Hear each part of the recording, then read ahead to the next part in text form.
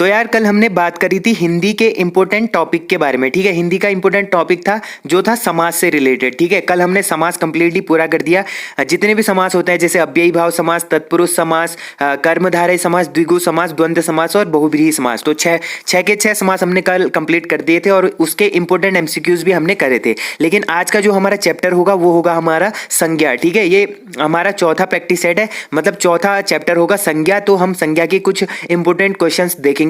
पहले हम इसके पूरे फॉर्मेट के बारे में बात करेंगे कि संज्ञा क्या होती है, कितने प्रकार की होती है। लास्ट में हम इसके एमसीक्यूज करेंगे 40 to 50 क्वेश्चंस। ठीक है, तो देखिए पहला पॉइंट है संज्ञा सम धन ज्ञा के ज्ञा से मिलकर बना है जिसका अर्थ सम्यक ज्ञान कराने वाला शब्द होता है। अब देखिए संज्ञा किन शब्दों से मिलकर बना होता है? सम धन ज्ञा से मिलकर बना होता है। ठीक है, सम धन ज्ञा बराबर होता है संज्ञा, जो क्या करता है सम्यक ज्ञान कराने वाला शब्द होता है। ठीक है, संज्ञा का शाब्दिक अर्थ नाम होता है जिससे किसी की पहचान की जाती है, उसे संज्ञा कहा जाता है।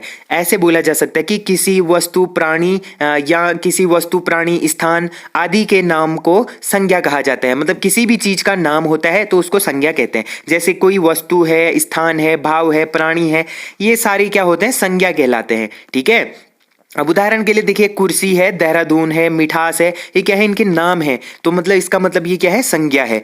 अब देखिए व्युत्पत्ति, रचना, जाति की दृष्टि से संज्ञा तीन प्रकार की होती है। व्युत्पत्ति के आधार पर, रचना के आधार पर और जाति के आधार पर संज्ञा कितने प्रकार की होती है? तीन प्रकार के। कौन कौन से? रूढ़, यौगिक और योग रूढ़। ठीक है, अब इनके बारे में तो ज्यादा इंपॉर्टेंट नहीं है। अब हम सीधे अर्थ के आधार पर संज्ञा को देखेंगे। तो अर्थ के आधार पर संज्ञा कितने प्रकार की होती है? ये होती है हमारी 5 प्रकार की। ठीक है, तो पहले प्रकार की जो संज्ञा होती है वो होती है व्यक्तिवाचक संज्ञा। ठीक है, व्यक्तिवाचक संज्ञा में क्या होता है?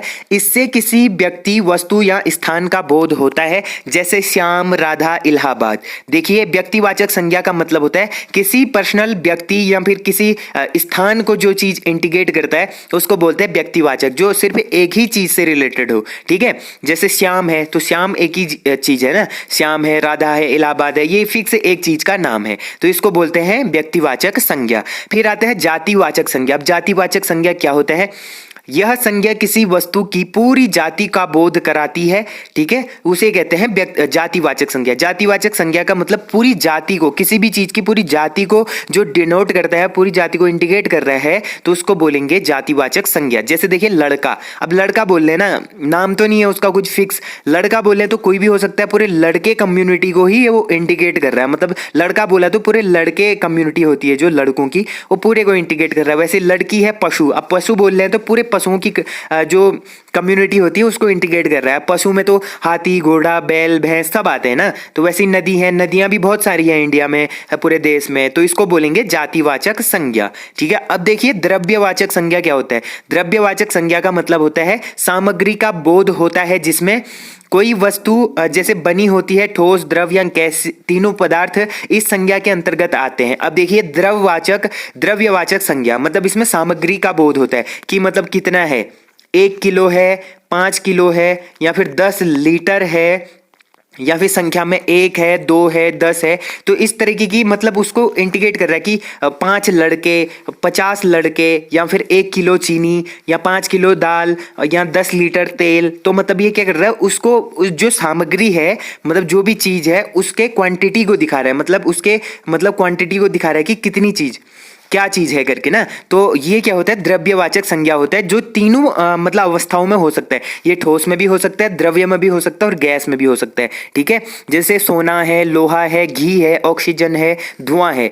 अब हम सोने को 5 सोना तो नहीं बोलेंगे, 10 सोना तो नहीं बोलेंगे, लेकिन इसकी जो क्वांटिटी होगी उसको बताएंगे, मतलब द्रव्य को बताएंगे, द्रव्यवाचक बताएंगे। सोना है तो सोने को जैसे 10 ग्राम सोना बोलेंगे, 1 केजी सोना बोलेंगे ना, तो 1 केजी क्या हो जाएगा? इसका द्रव्यवाचक संज्ञा हो जाएगा। वैसे लोहा है, लोहा भी जैसे 100 कुंटल, 50 कुंटल, ऐसे घी, अब घी को बोलेंगे जैसे 1 लीटर घी है या 1 किलो घी है, इस तरीके से बोलेंगे। ऑक्सीजन है, ऑक्सीजन को भी ऐसे ही 5 किलो ऑक्सीजन, या फिर इस तरीके से। ठीक है, तो ये होता है द्रव्यवाचक संज्ञा।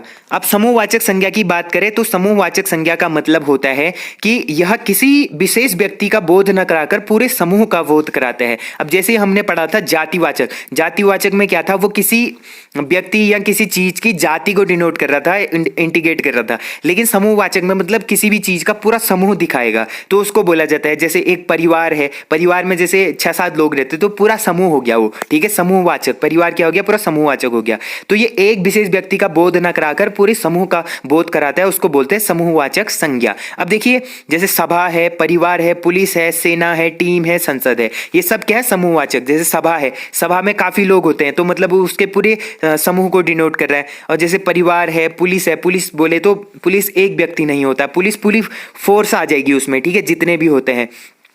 तो इस तरीके से समूहवाचक संज्ञा होती है। होप करता हूं यार आप लोगों को ये समझ में आ रहा होगा।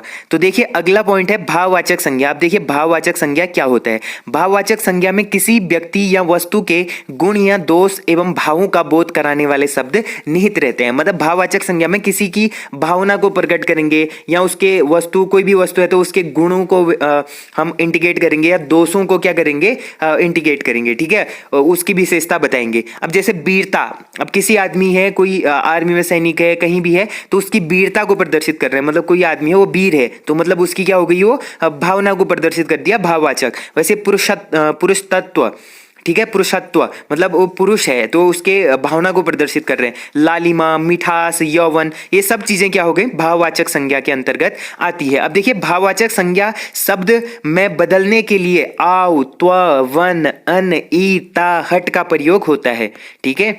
अब जैसे हम कुछ यहाँ पर दिए गए हैं, जैसे जातिवाचक भाववाचक संज्ञा देखते हैं। जातिवाचक से भाववाचक संज्ञा, जैसे गुरु है तो गुरु में त्व लगा देंगे, गुरुत्व हो जाएगा, मतलब गुरु की भावना को प्रदर्शित करेगा, गुरुत्व। बंधु है, बंधुत्व। वैसे ही बूढ़ा है, बुढ़ापा, मतलब कोई बूढ़ा आदमी है, ठीक है, बूढ़े के भावना को प्रदर्शित कर रहा है कि वो बुढ़ापा है, उसका बुढ़ापा आ गया, इस तरीके से। वैसे सर्वनाम में भाववाचक संज्ञा, विशेषण में भाववाचक संज्ञा, ये चीजें आप लोग देख लेना, ठीक है। फिर उसके बाद है क्रिया से अव्यय। क्रिया से कैसे बनता है, जैसे सजाना है तो उसका सजावट कर देंगे, थकना, थकान हो गई, गिरना, गिरावट, तो इसके भावना को प्रदर्शित कर रहा है। वैसे अव्यय से कैसे बनेंगे, दूर का दूरी हो जाएगा, यहाँ से इतना दूर है तो दूरी क्या हो रही है, भावना को प्रदर्शित कर रहा है। तो अब देखिए सीधे संज्ञा से संबंधित हम महत्वपूर्ण प्रश्नों को करेंगे, एमसीक्यूज करेंगे, ठीक है। इससे पहले कुछ इंपोर्टेंट टॉपिक्स हैं, उनको देखते हैं। पंडित जी भारत के प्रथम प्रधानमंत्री थे। वाक्य में पंडित जी है तो ये है व्यक्तिवाचक, मतलब पंडित जी एक ही तो है, उन्हीं की बात कर रहे हैं, पंडित जवाहरलाल नेहरू की, तो ये क्या है, व्यक्तिवाचक है। संसद शब्द में कौन सी संज्ञा है, तो संसद क्या है, बहुत सारे अधिकारी होते हैं, सॉरी उसमें बहुत सारे क्या होते हैं, मतलब लीडर्स होते हैं, नेता होते हैं, तो उनकी एक संसद होती है पूरी, तो ये समूह को इंडिकेट कर रहा है, मतलब समूहवाचक है। राज्यपाल शब्द में कौन सी संज्ञा है, अब राज्यपाल, राज्यपालों के एक फिक्स नहीं बोला, उत्तर प्रदेश का राज्यपाल या फिर हिमाचल प्रदेश का राज्यपाल, ऐसे बोलता तो एक ही चीज को डिनोट करता है, लेकिन ये राज्यपाल बोल रहा है तो सारे प्रदेशों के राज्यपालों को इंडिकेट कर रहा है, तो मतलब ये क्या हो गया, पूरी जाति को कर रहा है तो जातिवाचक हो गया। अब देखिए कुछ इंपोर्टेंट एमसीक्यूज है, उनके बारे में देखते हैं। तो पहला क्वेश्चन देखिए, निम्न में भाववाचक संज्ञा कौन सी है, तो देखिए भाववाचक संज्ञा कौन होगी, वीर है, शत्रुता है, गुरु है, मनुष्य है। अब इन वर्डों में से किसकी भावना को दिखा रहा है, ये दिखा रहा है शत्रुता, ठीक है। शत्रुता क्या है, ये है भाववाचक संज्ञा, मतलब ये किसी की भावना को दिखा रहा है, मतलब ठीक है। शत्रु की शत्रुता है ना, शत्रुता मतलब किसी से दुश्मनी है तो उसकी भावना प्रकट कर रहा है, दुश्मनी। लेकिन वीर है, अब आप लोग यहाँ पर कंफ्यूज हो गया, वीर नहीं होगा, वीर की वीरता होती है, ठीक है। वीर तो एक सिंपल वर्ड है, लेकिन वीर की जो वीरता होगी वो हो जाएगा भाववाचक संज्ञा, ठीक है। अगला क्वेश्चन है, कौन सा शब्द भाववाचक संज्ञा नहीं है, अब इसमें से बताना कि भाववाचक संज्ञा कौन सा नहीं होगा। अब जैसे मिठाई है, ये मिठाई की भावना को प्रदर्शित कर रहा है। चतुराई है, चतुर आदमी की चतुराई को प्रदर्शित कर रहा है। लड़ाई, कोई आदमी है वो लड़ाई कर रहे हैं, उनकी भावनाओं को प्रदर्शित कर रहा है, लेकिन उतराई यहाँ पर क्या नहीं होगा, ये भाववाचक संज्ञा नहीं होगा। अगला है, निम्न में से कौन सी भाववाचक संज्ञा है, अब इनमें से बताना है कि भाववाचक संज्ञा कौन सी होगी। तो देखिए बीमारी, कोई बीमार आदमी है, बीमार आदमी की बीमारी को प्रदर्शित कर रहा है तो इसकी भावना को प्रदर्शित कर रहा है, ठीक है। जैसे दिल्ली है, दिल्ली तो क्या है, ये तो व्यक्तिवाचक है, मोहन भी व्यक्तिवाचक है, लड़का क्या है, लड़का है जातिवाचक, ठीक है। लेकिन बीमारी है यहाँ पर भाववाचक। अब अगला देखिए, क्रियार्थक संज्ञा सदा किस रूप में रहती है? जो क्रियार्थक संज्ञा होती है सदा किस रूप में रहती है? तो ये रहती है हमारा एक वचन पुल्लिंग रूप में, ठीक है, एक वचन पुल्लिंग रूप में रहती है क्रियार्थक संज्ञा।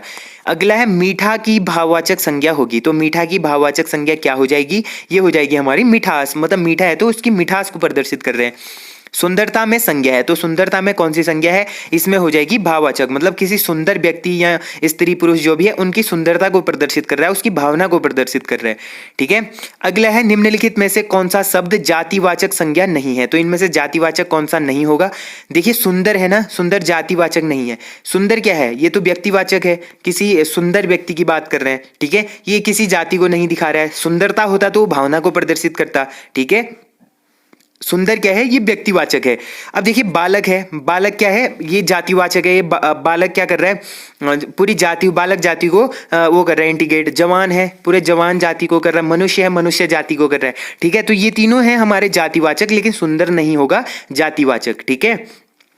अगला क्वेश्चन है, निम्नलिखित विकल्पों में से किस विकल्प में सभी शब्द व्यक्तिवाचक संज्ञाएं हैं? तो ये 4 विकल्प दिए हैं, इनमें से व्यक्तिवाचक संज्ञाएं कौन सी होंगी, किस विकल्प में होंगी, ठीक है। तो ये हो जाएगा हमारा, देखिए कृष्ण काम यानी मिठास। अब मिठास में क्या आ गया? इसमें आ गया भाववाचक, तो ये तो नहीं होगा। अब देखिए ममता वकील पुस्तक, अब यहाँ पर भी ममता आ गया कि माँ की ममता होती है, उसकी भावना होती है, यहाँ भी नहीं होगा। लखनऊ आम बुढ़ापा, अब यहाँ भी क्या आ गया? बुढ़ापा आ गया, मतलब बूढ़े आदमी की बुढ़ापा को दिखा रहा है, भावना को दिखा रहा है, ये भी नहीं होगा। तो लास्ट बचता क्या है? राम, रामचरितमानस और गंगा। ये क्या है? व्यक्तिवाचक। राम क्या है? व्यक्ति है, रामचरितमानस भी एक पुस्तक है, और गंगा क्या है? एक नदी है, तो सिंपल है, व्यक्तिवाचक, ठीक है। अगला देखिए, निम्न में से कौन सा शब्द समूहवाचक संज्ञा नहीं है? तो इनमें से समूहवाचक नहीं है पूछा गया है। तो देखिए भीड़ है, तो पूरी भीड़ है, तो क्या है? समूह है। कक्षा है, कक्षा में काफी सारे छात्र होते हैं, समूह है। सभा भी क्या है? एक समूह है, काफी सारे लोग हैं। लेकिन दौड़ है, दौड़ है ना, वो तो दौड़ कर रहा है, तो ये समूहवाचक नहीं होगा इसमें से। तो अगला देखिए, निम्न में से कौन सा शब्द द्रव्यवाचक संज्ञा है? तो द्रव्यवाचक कौन सा होगा इसमें से? तो ये हो जाएगा हमारा दूध। दूध क्या है? द्रव्यवाचक है। बाकी ठंड क्या है? ठंड तो नहीं है ना, खटाई भी नहीं है, मिठाई भी नहीं है, मिठाई भाववाचक है। तो ये सब नहीं होंगे द्रव्यवाचक, सिर्फ दूध होगा द्रव्यवाचक। अगला स्त्रीत्व शब्द में कौन सी संज्ञा है? तो देखिए स्त्रीत्व शब्द होता है, जो स्त्रीत्व शब्द में कौन सी संज्ञा है? स्त्री की भावना को प्रदर्शित कर रहा है, तो ये हो जाएगा भाववाचक संज्ञा, ठीक है। पुरुषत्व होता है, जैसे स्त्रीत्व होता है, ये भाववाचक संज्ञा होती है। भाववाचक संज्ञा बताइए, अब इनमें से बताना है भाववाचक संज्ञा कौन सी होगी। अब देखिए लड़काईपन, ठीक है, लड़काईपन, लड़कापन, लड़काई, ये सब गलत है, ठीक है। सिर्फ इसमें से क्या है? लड़कपन है, जो ये भाववाचक संज्ञा है, ठीक है। लड़के की लड़कपन दिखा रहे हैं, बच्चों के लड़कपन को दिखा रहे हैं, बचपन दिखा रहे हैं, तो ये होता है भाववाचक संज्ञा, ठीक है। अगला क्वेश्चन देखिए, स्वतंत्रता सबको प्यारी होती है, वाक्य में रेखांकित शब्द का संज्ञा भेद है। स्वतंत्रता क्या है? सबको प्यारी होती है, तो इसमें कौन सी क्या होगी? संज्ञा होगी। तो इसमें से बताना है कौन सी संज्ञा होगी।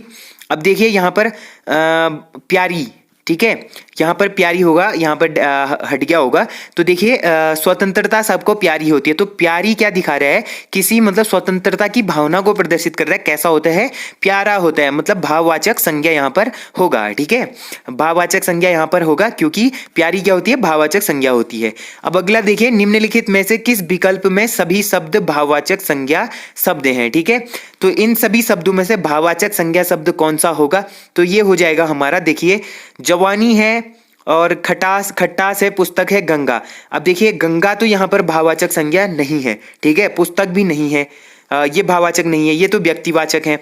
अब देखिए धैर्य, चालाकी, उदासी, सूर्य, अब सूर्य भी नहीं है यहाँ पर। अब यहाँ पर आता है अमीर, गरीब, समूह, मिठास। अब समूह तो क्या है? समूह तो पूरे समूह को ही इंडिकेट कर रहा है, मतलब समूहवाचक है। तो यहाँ पर क्या हो जाएगा? रसीला, कड़वाहट, बुढ़ापा, उन्नति, ठीक है। रसीला है, आम है, आम की भावना दिखा रहा है, रसीला है।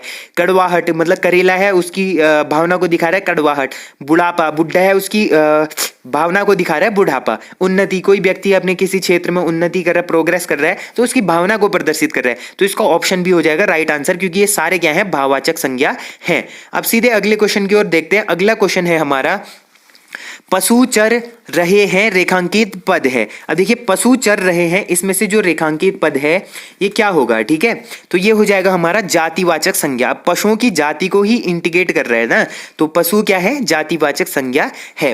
अब देखिए राज्यपाल में कौन सी संज्ञा है, तो राज्यपाल में पहले भी बता चुका हूं, इसमें होगा जातिवाचक, क्योंकि सारे राज्यपालों की जाति को प्रदर्शित कर रहा है। क्योंकि अगर एक फिक्स जगह का राज्यपाल होता तो वहां पर व्यक्तिवाचक होगा, लेकिन ये पूरी जाति को इंडिकेट कर रहा है, तो इसका मतलब हो गया कि जातिवाचक संज्ञा है।